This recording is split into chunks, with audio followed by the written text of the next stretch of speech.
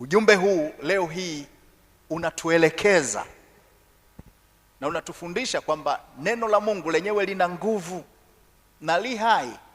Soma ile Waebrania kule ile 4:12 kule na kuendelea, utaona lenyewe analifananisha na nyundo inayoweza kuvunja mawe vipande vipande, lakini limefananishwa na upanga unaokata kuwili, lakini limefananishwa na moto, neno. Na Mungu alifanya kazi ya uumbaji kupitia neno la Mungu. Katika uumbaji ni mwanadamu tu ambaye hakuumbwa kwa neno, lakini vyote tunavyoviona, hata mbingu Mungu aliziamuru kwa neno, kwamba na iwe mbingu na iwe nchi, vikawa. Na kwa namna alivyotuumba Mungu, sisi ni hekalu lake. Hii miili yetu hii, tuna uungu huku ndani. Kwa hata unapotamka, kuna vitu vinaumbika katika ulimwengu wa roho, na hiyo mtu wa Mungu atakao chukue tahadhari sana. Nakumbuka kuna dada yangu mmoja, ni mtoto wa mama mdogo, kwa namsumbua sana mama mdogo sana, ni dibiti yake wa mwisho.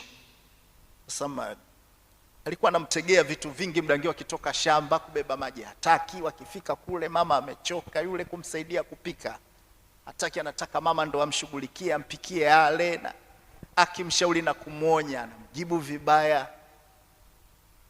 Basi kipindi fulani waligombana. Sasa wakaja kwa mama pale, akamtamkia, asema, na wewe nitakusikiliza mimi nikiwa hai.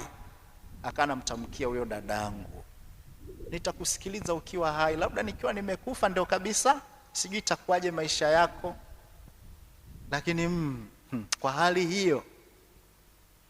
Na kweli ikawa tena baadaye, na maisha yake yakawa kweli ya shida. Kila mwanamume anakane mara amekufa, watoto 8 kila mtoto na baba yake, yani hivyo. Lakini baadaye, kipindi kile nilikuwa sijamjua Mungu, lakini baadaye katika kufuatilia nikagundua kwamba ana vifungo fulani, na kwa sababu bahati mbaya na yeye ni wenzetu wa upande wa pili. Lakini hiyo hali ya maagano hayo inaendelea kumfuatilia, lakini nakumbukaga hayo maneno hayo. Yatukiaga watu wanashuhudia, sema na yule bwana alikuwa helewani vizuri na alikuwa anamtamkia vibaya.